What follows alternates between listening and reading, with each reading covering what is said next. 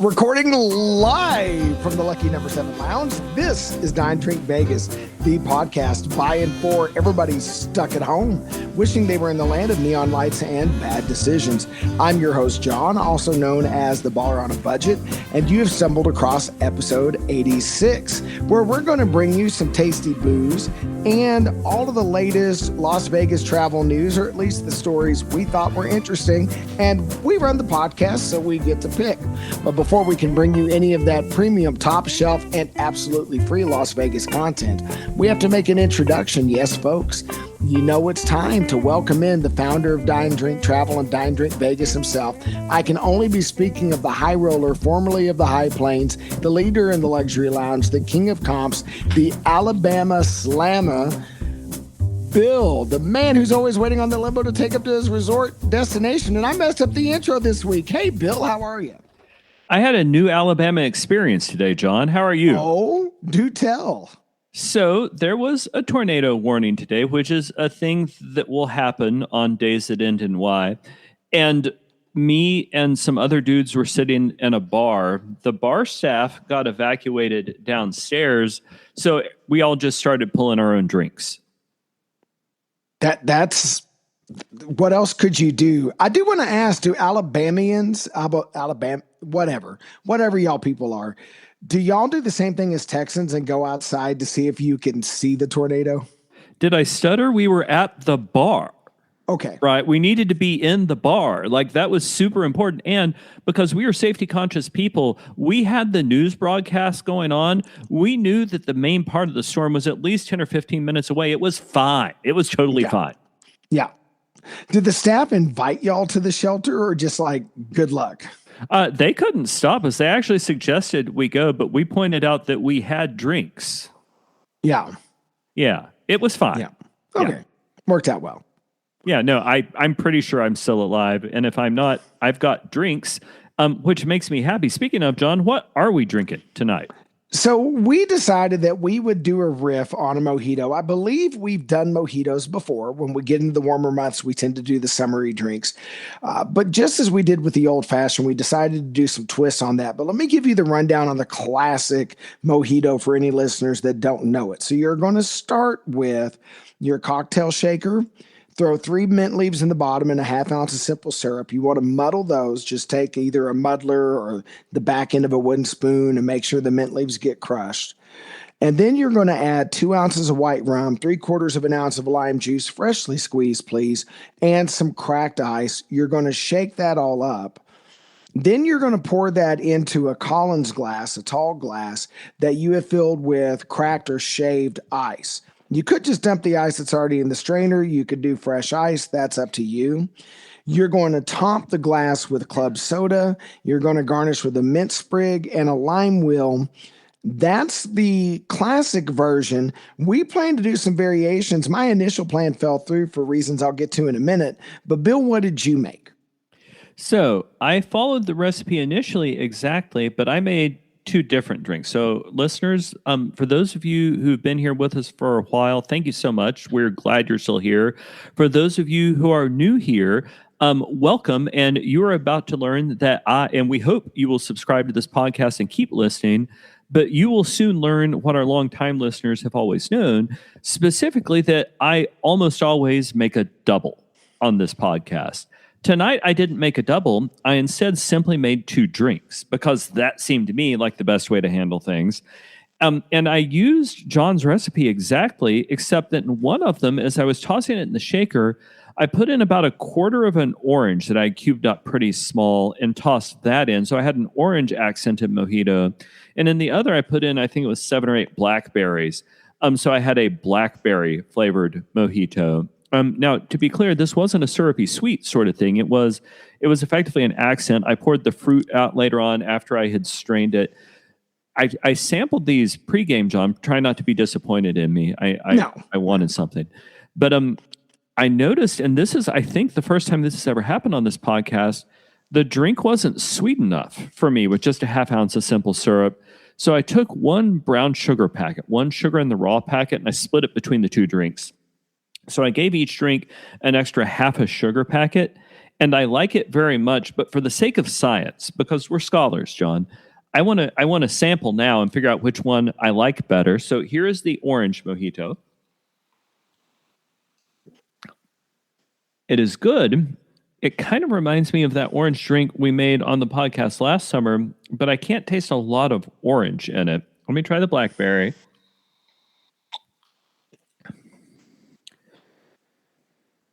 To my mind, they're both great. The orange pairs better with the mint and the lime than the blackberry does. But the extra half packet of sugar was absolutely essential. And in both cases, I would like a little bit more fruit to add a little bit more of the whatever that secondary flavor is. All right, but that sounds like they're both winners in their own right. What rum did you go with? I'm going to, before you tell us, so listeners, when it says white rum, let's clarify. The mojito is essentially a Cuban drink. Normally, and this gets important when we get to my variation, it's made with a Spanish style rum. Now, if you don't know what a Spanish style rum is, if you're outside of the U.S., Cuban rum, just get a white Cuban rum. In the U.S., where Cuban rum is hard to get, you're probably looking at a Puerto Rican rum. So Don Q would usually what Bill and I go for. You could go with Bacardi. You could go with, Captain Morgan Silver. Most of the major American distilleries will make white rums under any number of names, but it is a very clean rum with not a lot of esters is what typically goes in a mojito. Bill, what was your rum of choice? As you suggested, it was Don Q Cristal or Don Q, but Don Q because, as you and I have talked about a lot, I loved that trip I made to Puerto Rico, I guess 12 years ago now. I would love to retire to Puerto Rico one day. And for, I don't know that Don Q has my favorite aged rums, but for just a regular clear rum, I think it is the best in the world. Also, even at state-controlled liquor prices, it is $15 or $16 a bottle for, not for a fifth, but for an entire liter. Like it's not expensive, and it's also fantastic. Yeah. So I would agree that when I'm going for that style of a Spanish style white or silver or blanco rum, I am team Don Q all the way. There are some other white rums that I like, but I tend to default to Don Q. So my original plan was to do this with Plantaray Stiggins Pineapple, which is not like a sweet pineapple rum like Malibu that's sickeningly sweet. They actually take good quality Caribbean rum and they infuse it with pineapple staves. So you get the pineapple flavor without all the sweetness. But it turns out there is this creature in my house who is known as my wife. And she occasionally drinks rum and did not inform me that she had consumed the last of the Stiggins pineapple, and there was no time to go to the liquor store to rectify. So looking through my rums, I decided to do something. Typically, the mojito is made with a clean Spanish-style, Cuban-style rum. I happen to have a bottle of Rumfire 151 Jamaican rum. Woo! This is high proof, but also Jamaican rums can have very strong esters. If you're a beer fan, think about the difference between a Coors Light and a really funky Belgian Saison, right? One is very clean. The other one has all kinds of weird smells going on. There's a distinct banana smell to this rum, but I made it anyway. So this is the Funkalicio Mojito with that Rumfire 151. At first, I really did not like it, the banana and lime and mint. And there's no actual bananas in this. It's just the flavor given off by the yeast. It throws off some esters that taste like Laffy Taffy banana. The first couple of sips, I did not like. My wife took a sip. She flat out hated it. But the more I've sipped it, the more it's grown on me. So this is not for everybody. But if you like your rums on the funky side, try a mojito, see how it strikes you. So I remember when you had me try the Rumfire 151 on an episode, probably back in like January. No, January, February. I was not a fan. But I think in this drink, I might actually be willing to try it. Like, I hate to say that you're right, John, but you're right. I actually see that working out well here. I think too, if we went with fruitier drinks, like if we circle back around to, I won't make you do tiki drinks all summer because you don't like the drinks with 10 ingredients. But when we inevitably do a couple of tiki drinks, if you can get a hold of some more rum fire or Smith and Cross or Ray and Nephew, if we can get you some good funky Jamaican rums, I think we can revisit that in some drinks that'll be up your alley. So the good news is, if I've got enough planning time, I can get whatever I want. For some simple stuff, I drive over the border to Mississippi, and for more complex stuff, drive over the border to either Tennessee or Georgia. It's fine. I can get those things. I just can't casually get them in the next half hour. All right. Well, we may need to have an off-air conversation about planning liquor supplies for summer cocktails. So we can address that later. Outstanding. Well, John, is it time to move on and talk about the Vegas news stories? Let's do it. So, we are not starting with Scott from Vital Vegas because the big news this week that dropped on pretty much every news source imaginable. I want to say New York Times had this first, but don't hold me to that. Spirit Airlines ceased operations at 3 a.m. on Friday, May the 2nd. The end came after an attempt to negotiate a government buyout fell through earlier in the day. Stranded passengers around the country, leading other carriers to offer discounted seats to Spirit customers. While these stranded passengers this last weekend faced the most immediate hardship, this is obviously bad news for airline employees and passengers who have upcoming reservations, but who cannot afford the cost to fly on other airlines, especially as high jet fuel prices are causing ticket prices to climb. Now, Bill, I assume as our leader in the luxury lounge, even if it were still in business, there's no scenario where you fly Spirit. There absolutely is a scenario. If my family was being kidnapped and I believed that flying them would actually save my family, and further, if my children had been behaving reasonably well that particular week and somebody were to offer me a couple of cocktails, I would absolutely think about flying Spirit. Yeah, I got to say, I would not. Spirit is all budget, no baller. Uh, I Yeah, used to think it so. looks Yeah, cheap. yeah, it's just not for me. I am sad because I do know that this was an airline that for a lot of customers, this was their only financially feasible option. And I feel awful for all of the staff who were laid off. I hope they're able to be picked up by other carriers. So the good news about that is that Southwest has already started to pick up a lot of their pilots because they flew the same types. And my guess is that for what we care about most on this podcast, Las Vegas Airport, short term, it absolutely leads to a disruption in Las Vegas travel. Long term, it doesn't because the Vegas airport was full. I think somebody else picks up the Spirit slots. My guess is that will be Southwest.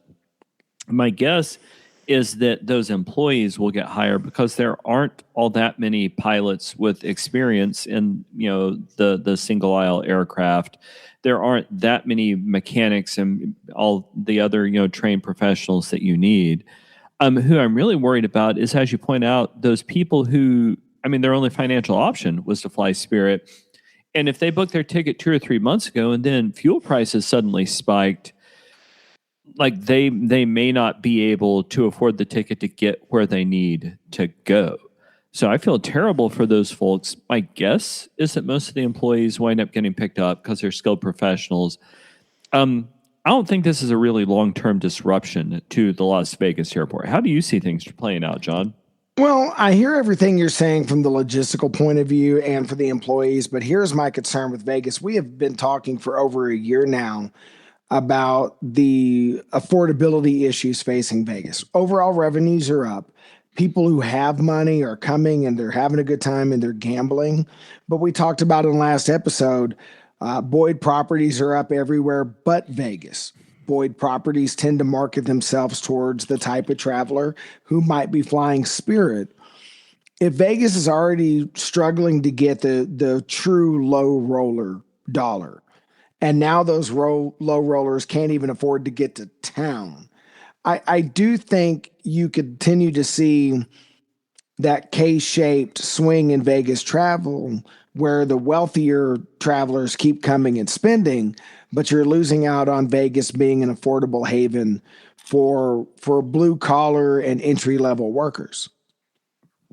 Okay, I can see that. I still, okay. So you know what? You're right, and that probably will cause a longer term disruption in the Las Vegas travel market than I was originally thinking about. I still think eventually it corrects because I think eventually the people on the strip are going to notice, hey, we sure would like to have that foot traffic back. Somebody will fill that void. Maybe not. Yeah, I mean, you're right, right? Which means not as quickly as I was thinking. Oh, I don't think it's a forever problem either. And for the larger Spirit network, there are still all those other routes which were deeply competitive with some other airlines that flew similar aircraft types. I bet a lot of those folks wind up getting picked up. Yeah, I think so. Yeah.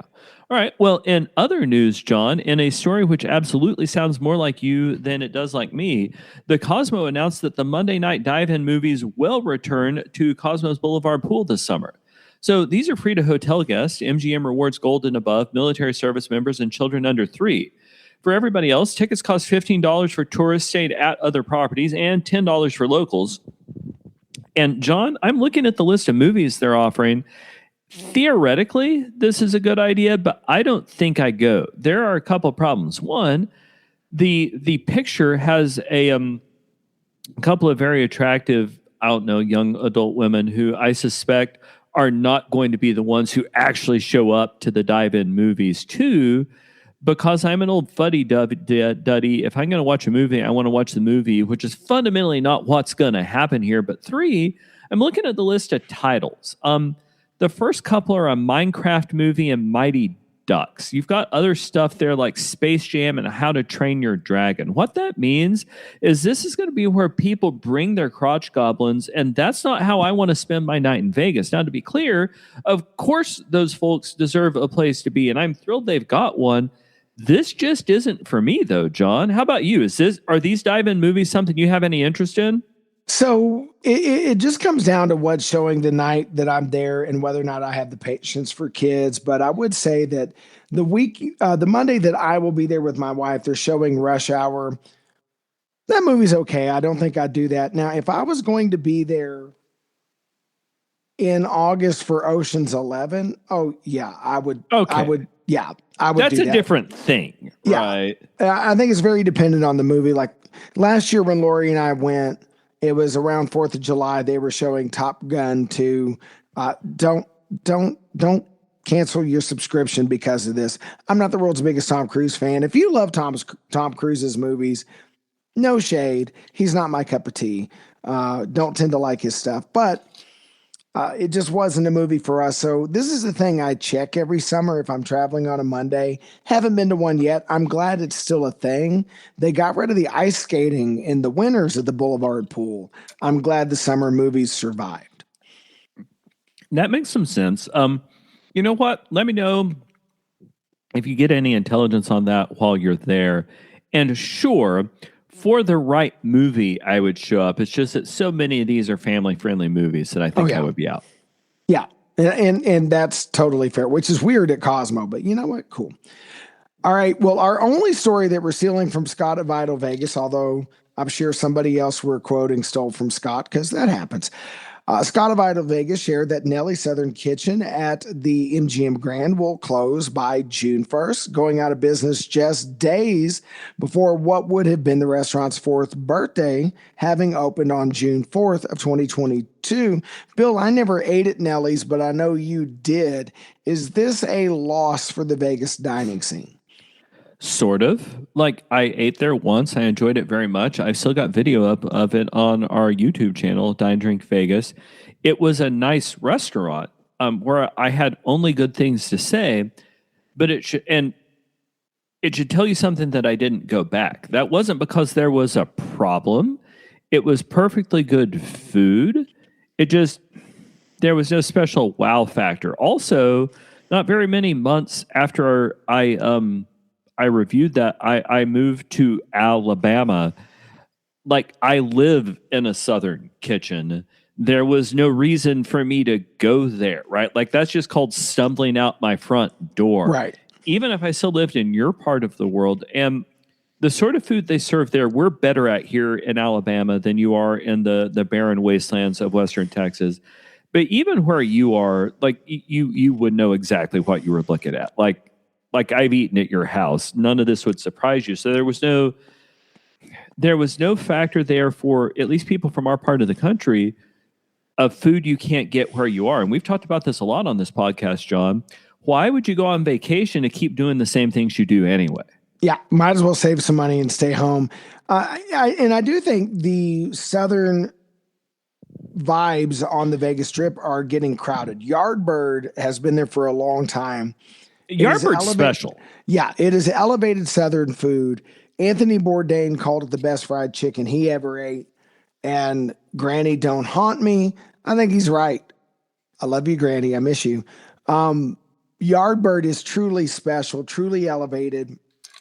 You can't get exactly what they do everywhere.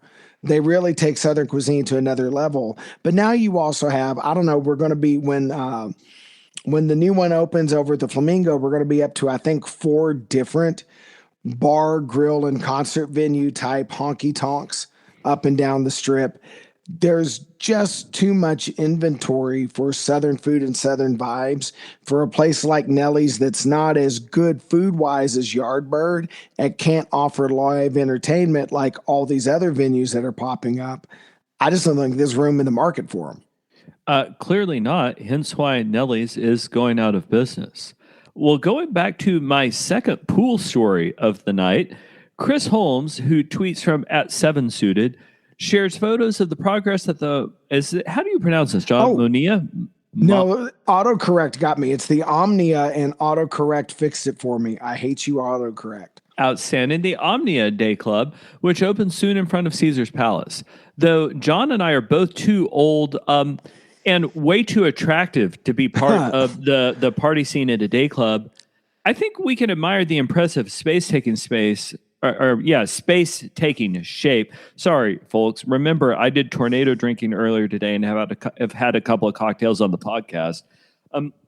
John, the space looks gorgeous. There's part of this that I would enjoy very much, but I am soon going to hit my 29th birthday, and it is, man. Chris Rock had a routine. I'm not old. I'm just too old to be at the club.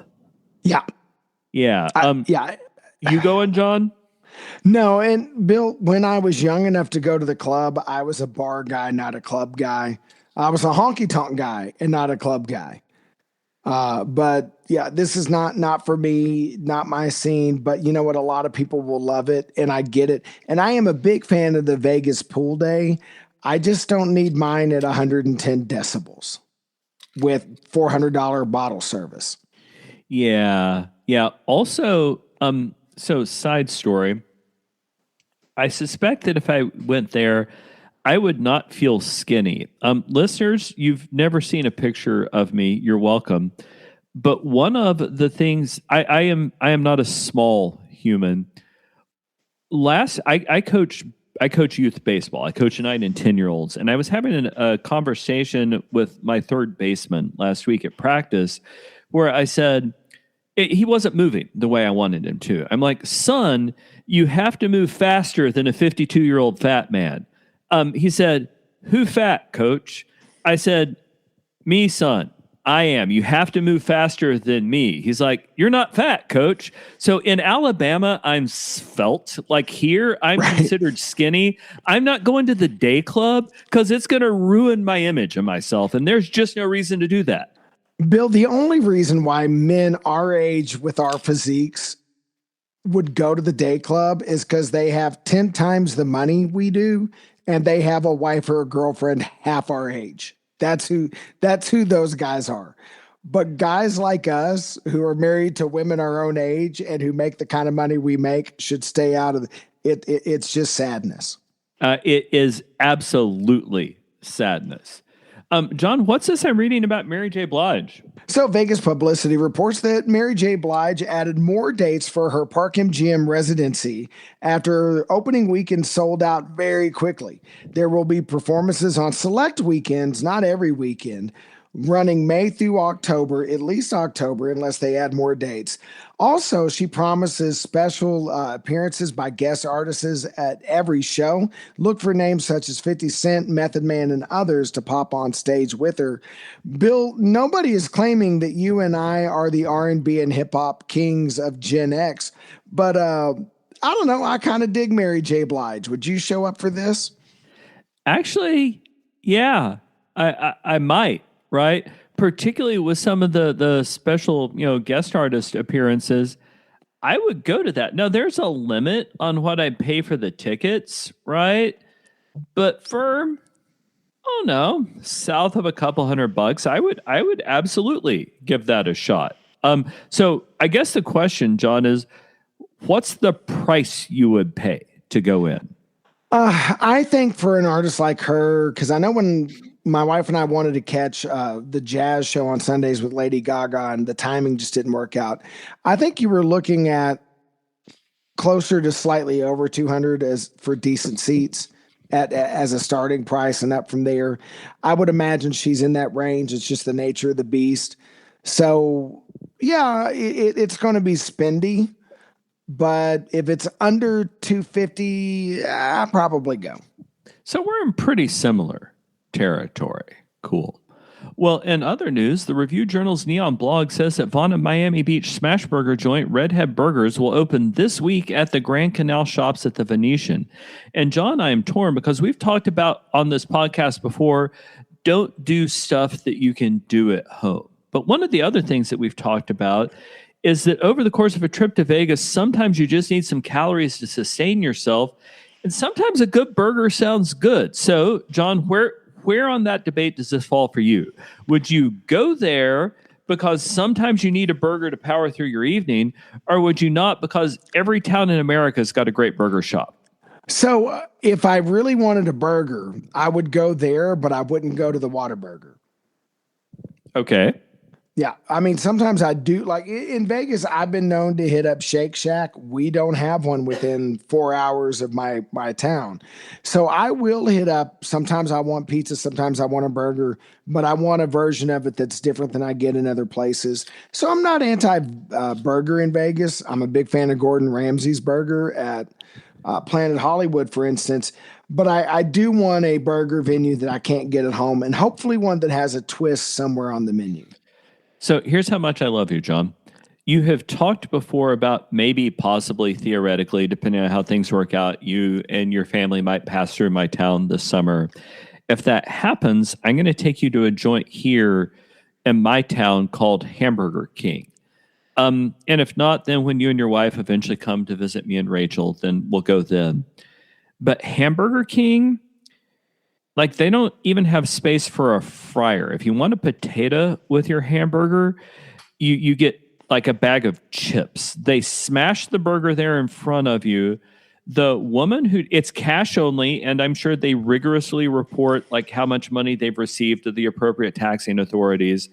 And if you want to raise that objection, the woman who's taken your money it might be a 9mm, but I think it is a 22mm pistol tucked into her jeans at the back, like pointed directly down at her butt crack.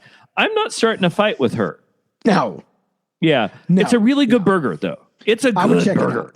Well, the next time you're in my town, go check out Vidal's on the south side. Definitely worth the visit. Yeah. Hey, I'm going to let you take the next story. I need to go take this call.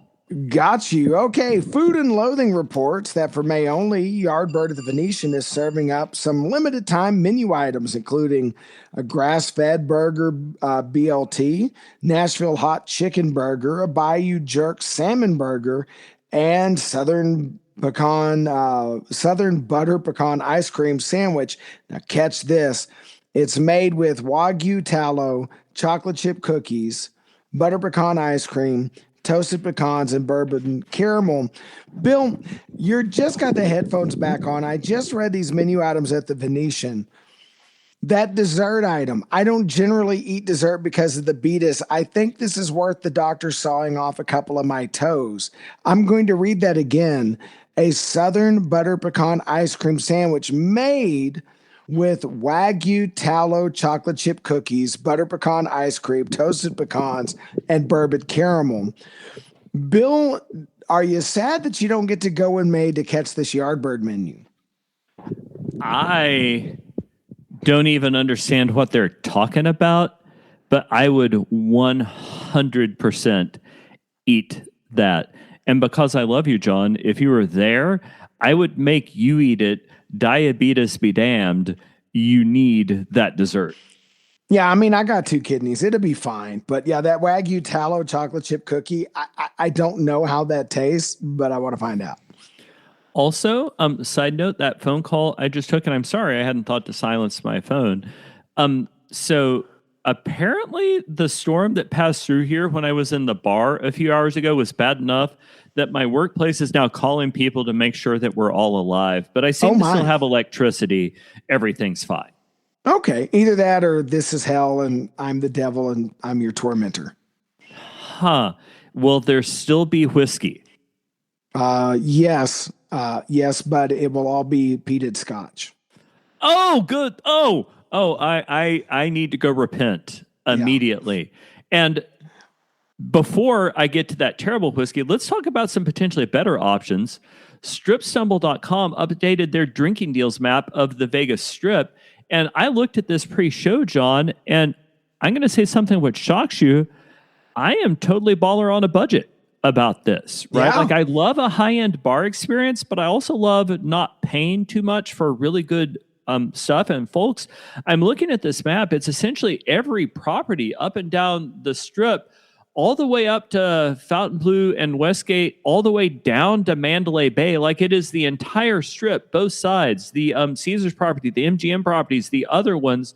And there are just some phenomenal deals. And John, I don't know that I have a single favorite, because my favorite spot is still that cigar bar in front of the Fashion Show Mall, which isn't listed here, but they've got their own happy hour deals anyway. I think because I'm the leader in the luxury lounge, I would want to go to the deal at Bardot, where $14 cocktails isn't a great happy hour, but that's, I don't know, $10 less than they might otherwise be.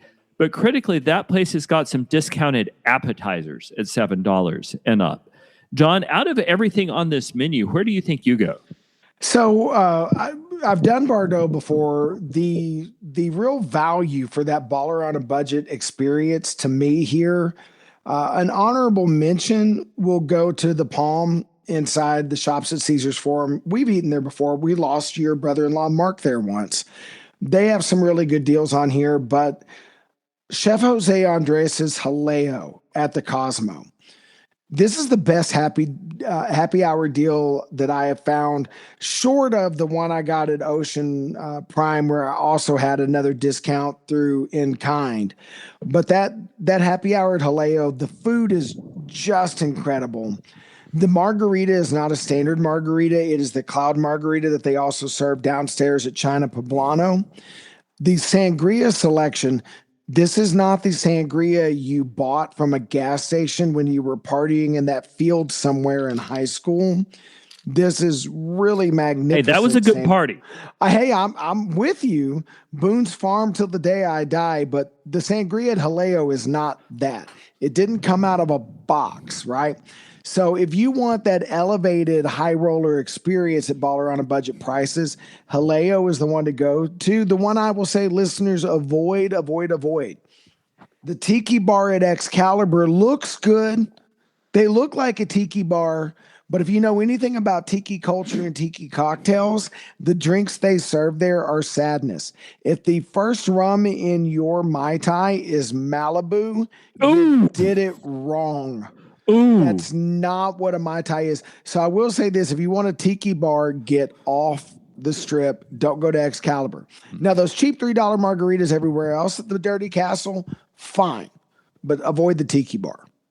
100%. So How have I missed this half-priced appetizers and select drinks at Raw from 3 to 6? Like how is that not a thing I've seen before? I don't know because the last trip when you guys were overeating at the Palms when I checked in, I went there for happy hour while I waited for y'all to get back from the Palms. Huh. I am a little disappointed in me, John, because that seems like the sort of thing I should have probably known. So you should atone for that by we got to figure out a time to go to Vegas and drink at Reraw together. If we must. Well, what's It's the going on only in way. Vegas? What's going on in Vegas sports news, John? According to NBC Sports and other news outlets, the number one pick in the recent NFL draft, new Las Vegas Raider Fernando Mendoza, spent the first rookie mini camp learning how to work under center. Mendoza was known as a shotgun quarterback in college, but now must adjust to the NFL quickly if he's going to play much in the 2026 season. It's the added footwork instead of being back there in shotgun. You really have to get back to make sure you get depth, Mendoza said when asked about the most difficult part of the adjustment. Now, Bill, you watch a lot more college football than I do. I watch a lot more pro football than you do. But having seen Mendoza play and knowing a little bit about the pro style offense, how long do you think it's going to take him to adjust? And do you think this hurts the odds of him being the day one starter? I think the things hurting his odds of being the day one starter, just the general issues with being a rookie in the NFL. And I think his odds are decent, pretty decent anyway. I mean, he's a talented enough guy. He will figure it out. And clearly he's got his head screwed on. Like he's acting like a starting quarterback. He is skipping Indiana's trip to the White House because, like, no, I'm a rookie. I've got to show here and work up. Like he's doing the work. I'm betting the man figures it out. Yeah, it is going to be a major adjustment. Now, one of the things I don't understand about the college game is why you don't just let the man start in the shotgun more often. But, you know, I'm sure actually, what is the football reason for that, John? Why wouldn't you just let the man start in the shotgun if that's what he's good at?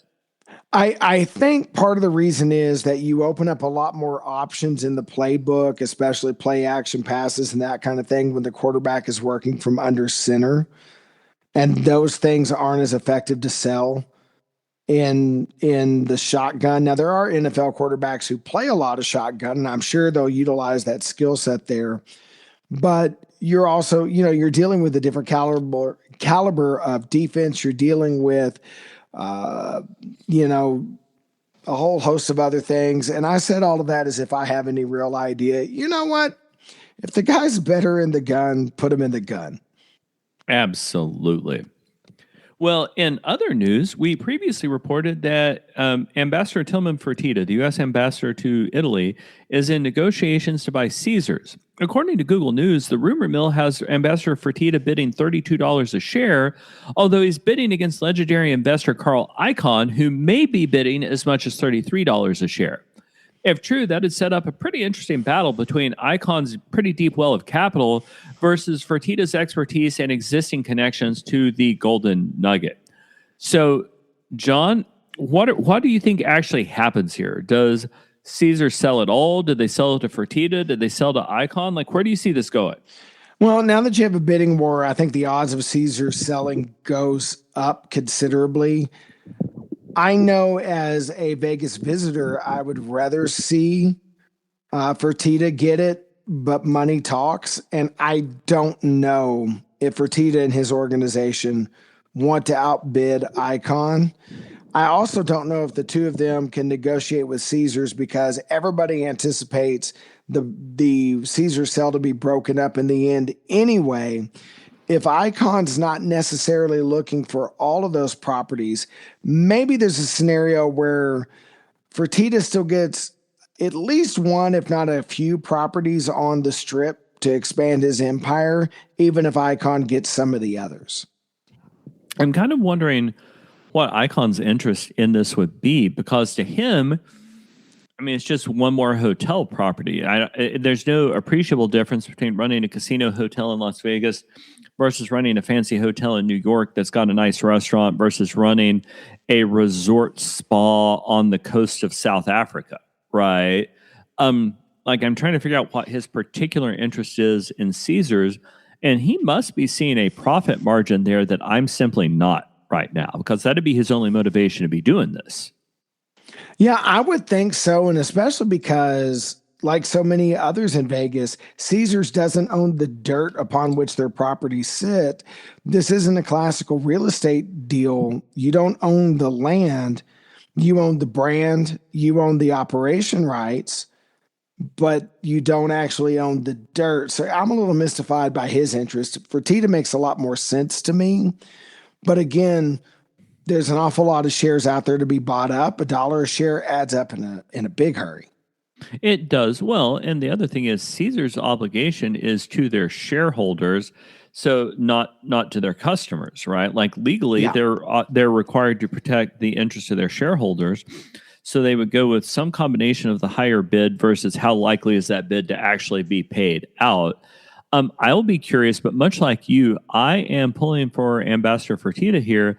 I would love to be able to stay on either the strip or downtown within the same hotel loyalty program, depending on how I felt like that trip. And I'm trying to avoid letting that intellectual bias color what I think actually will happen. Yeah, I agree. I want to see that so badly. I know there's no way that Derek Stevens and his brother jump into this for all the properties, but if they're broken up, I would also like to see Derek Stevens buy a property. Given his love of Vegas history and how he's preserved the Golden Gate, which could easily be left to rot, and he's maintained it and done great things with it. I would love him to take a property like the Flamingo that seems to have lost some of its historic identity and get that back. But maybe Fertitta would do the same. I just want somebody who loves Vegas to have these properties and make them truly special. I 100% agree with you. What else is going on, John? According to the Engineering News Record, which may be the sexiest news source we've ever cited on this podcast, and then supported by multiple other sources, the Bureau of Reclamation is reducing water release from Lake Powell to Lake Mead from 7.48 million acre feet to 6 million acre feet through September. This is great news for the Las Vegas water supply. Although it will limit how much water can be delivered downstream, it will reduce the Hoover Dam's hydropower capacity by 40% this fall. Although it will ultimately make it much less likely that the dam ceases producing power altogether. So, Bill, you know way more about these sort of issues with how the government handles water and all of that than I do. What's your analysis here? There's not enough total water, and eventually something had to be done. And I mean, this seems like a step in the right direction. So fundamentally, the good Lord did not see fit to provide enough water in the Western United States for the people who actually live there. There was an interstate compact that is now more a century old between the 7 states in the Colorado River Basin. And they did a 3-year historical average. And the reason my basis for this expertise is based on a previous job where I worked at an organization that dealt with this. So I think the 3 years in question were something like 1915 through 1917. Whatever they were, we allocated water to those 7 western states based on those years. Those wound up being unusually wet years. For decades, they didn't matter because nobody lived there. Eventually, people moved out there. There wasn't as much water as we had promised all 7 of those states. To make it extra special complicated, we also have treaty obligations to Mexico, as well as to some sovereign Native American tribes. There is not enough water to go around. Like math is a thing that exists. You can't distribute as much water as everybody's been promised. And it sounds like we're starting to deal with that deeply unfortunate reality. I'm going to be thrilled that Las Vegas continues to have water. The Southern Nevada Water Authority does a really good job of taking care of that water. I feel very bad for the people downstream who've been counting on that water for generations and may no longer get it. Yeah, and I do think that the United States is going to have to get very creative with water policy. We're already seeing that here in Texas. If anybody follows the news, Corpus Christi is running out of water because, of course, they have water. They're right on the ocean, but you can't drink salt water. And we're seeing them wrestle with the possibility of not having water. We know that the farmland in Southern California uses an awful lot of water from multiple sources. There's something going to have to be done to make sure that that is still viability. We talked about in the last episode the decline in winter by over a month in the Colorado River Basin. The lack of winter means you don't have heavy snowfall and you don't get the slow, gradual snow melt that prevents rapid runoffs through floodplains and keeps the water in the river system and the two lakes that have been built along it.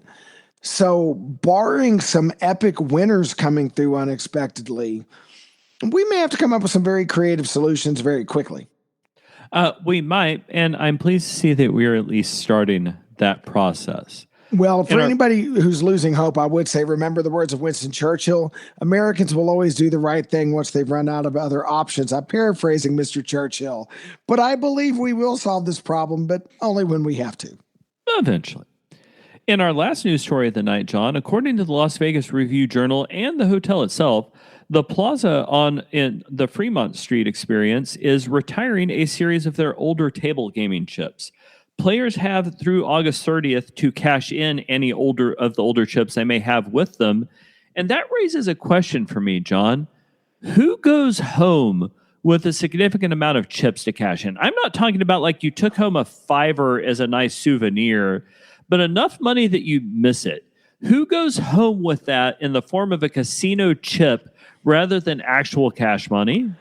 Yeah, that is a great question. I don't know. Now, you're more of the table gamer than I am. My table gaming experience has been very, very, very limited. I'm one of those people. I like the new electronic games. I'll play the electric blackjack, the electric craps. I don't tend to go to the tables. But, to me, it's like people who go home with the $500 Tito ticket and then realize it expires in 90 days and can they get back? Yeah, the 7-cent one that wasn't worth going to the cage for a nickel or 2 pennies, I get. But if it has value, cash that sucker in. That is absolutely true. And listeners, to be clear, if you've got old Plaza chips, go cash them in before August 30th. Or we can send you our addresses and we'll take care of it. 100%.